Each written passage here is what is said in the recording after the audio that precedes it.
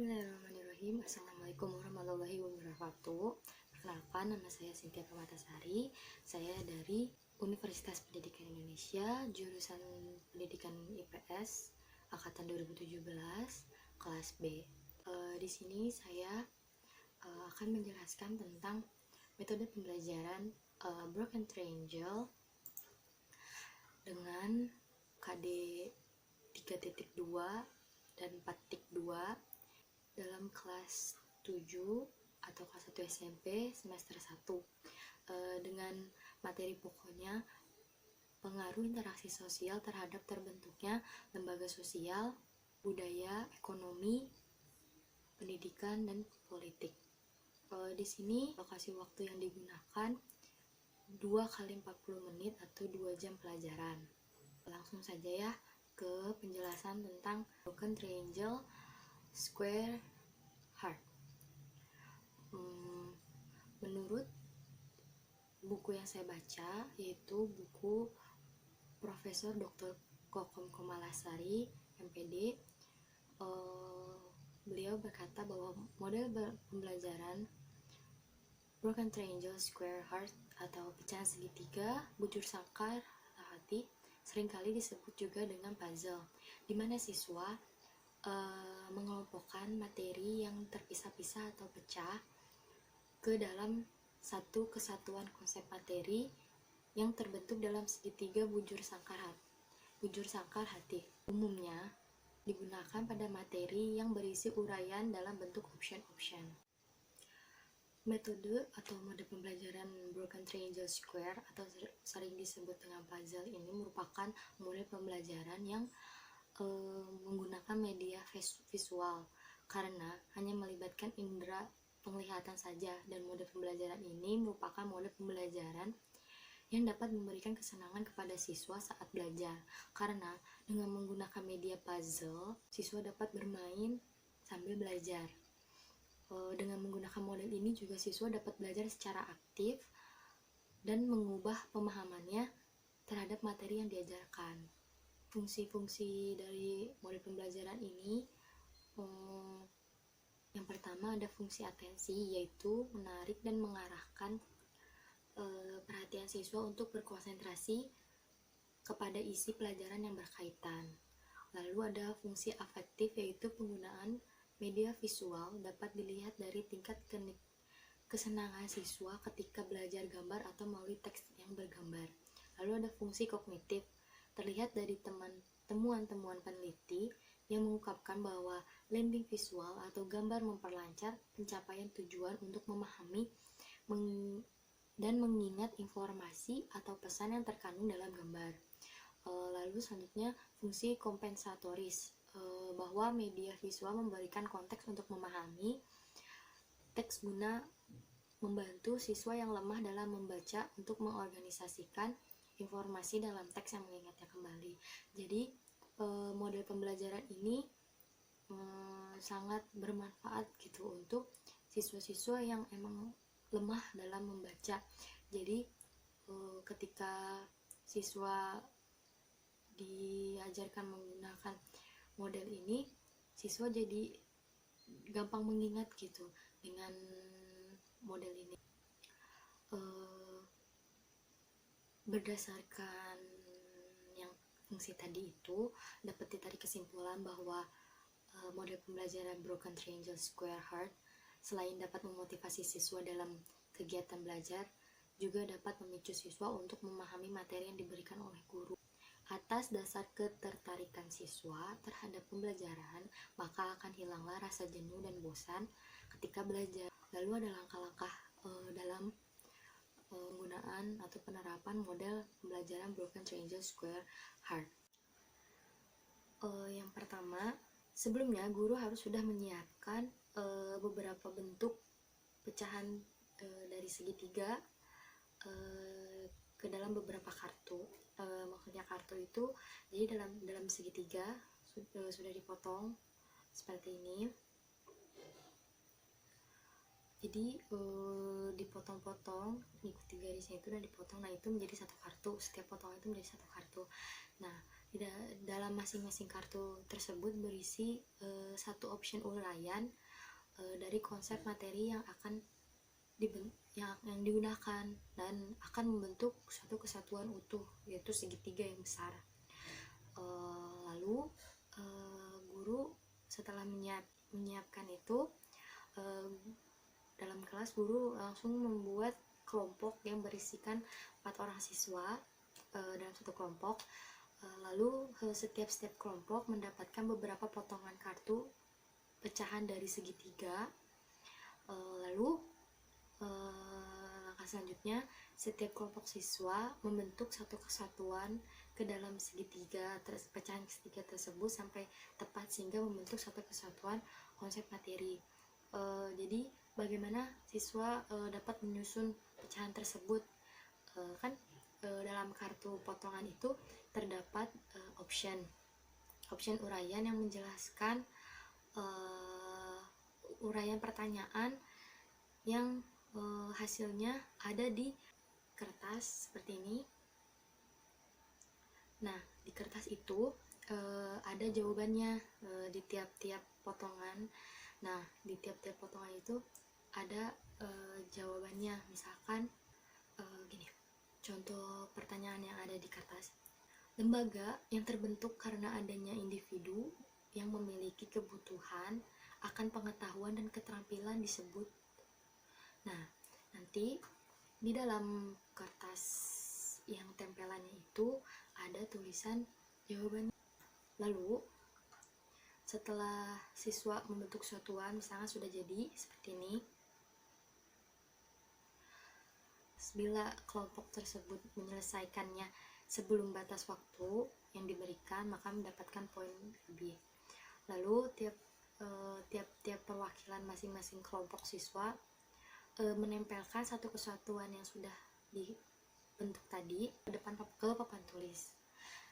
Jadi siswa menjelaskan kembali hasil karya yang mereka buat dalam konsep materinya gitu. Jadi dijelaskan. Model pembelajaran Broken Triangle Square Heart ini sangat cocok untuk siswa yang merasa dia kurang dalam membaca atau dia lebih menyukai metode pembelajaran yang menyenangkan gitu. Kayak pembelajaran IPS itu tidak melulu tentang ceramah gitu.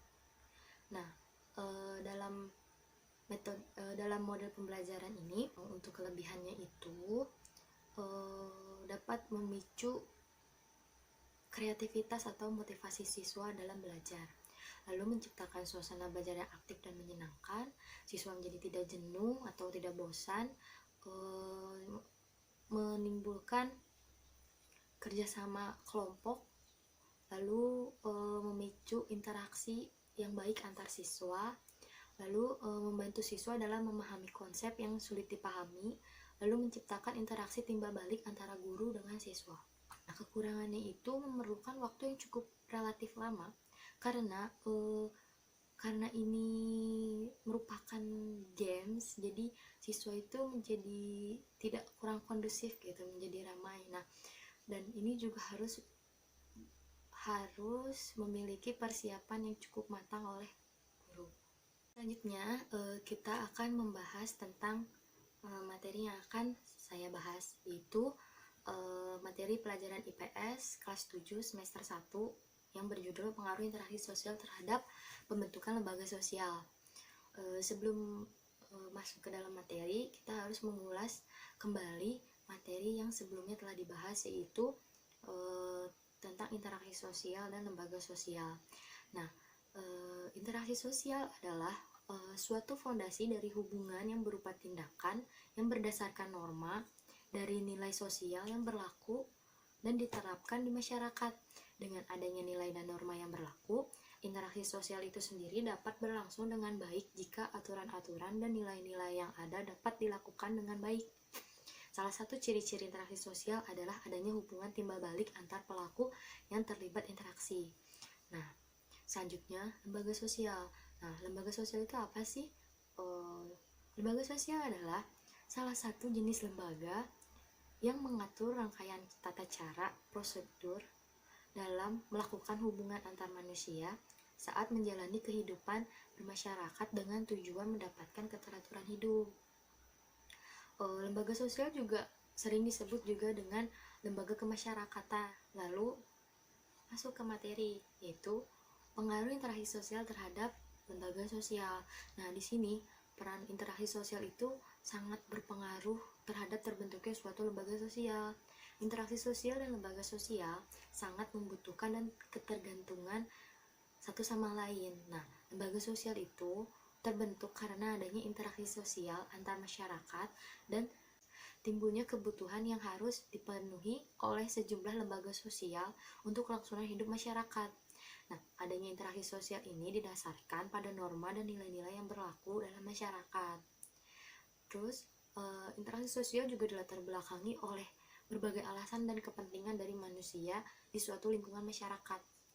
Kegiatan interaksi sosial inilah yang nantinya akan melahirkan lembaga sosial. Adanya kebutuhan dan kepentingan masyarakat mendorong adanya interaksi yang terdampak pada terbentuknya lembaga sosial. Nah, setelah dijelaskan pengaruhnya interaksi sosial terhadap terbentuknya lembaga sosial, pasti ada contohnya kan. Nah, terdapat beberapa contoh pengaruh interaksi sosial terhadap pembentukan lembaga sosial. Contoh terbentuknya lembaga sosial ini bisa kita lihat di lingkungan sekitar kita pada kehidupan sehari-hari. Nah, yang pertama ada lembaga sosial yang paling dasar terbentuk adalah lembaga perkawinan atau keluarga. Terbentuknya lembaga ini bertujuan untuk mempersatukan dua manusia yang berbeda jenis kelamin untuk membentuk suatu keluarga baru. Lembaga perkawinan ini diawali dari interaksi antara laki-laki dengan perempuan hingga membentuk suatu lembaga keluarga atau suatu keluarga. Nah, yang kedua ada lembaga pendidikan. Lembaga pendidikan terbentuk karena adanya individu yang memiliki kebutuhan akan pengetahuan dan keterampilan. Nah, pengetahuan bisa didapatkan jika adanya interaksi antara guru dan murid. Guru bertugas untuk menyalurkan ilmu, dan sedangkan siswa atau murid menyerap dan mendapatkan pengetahuan dari proses belajar mengajar.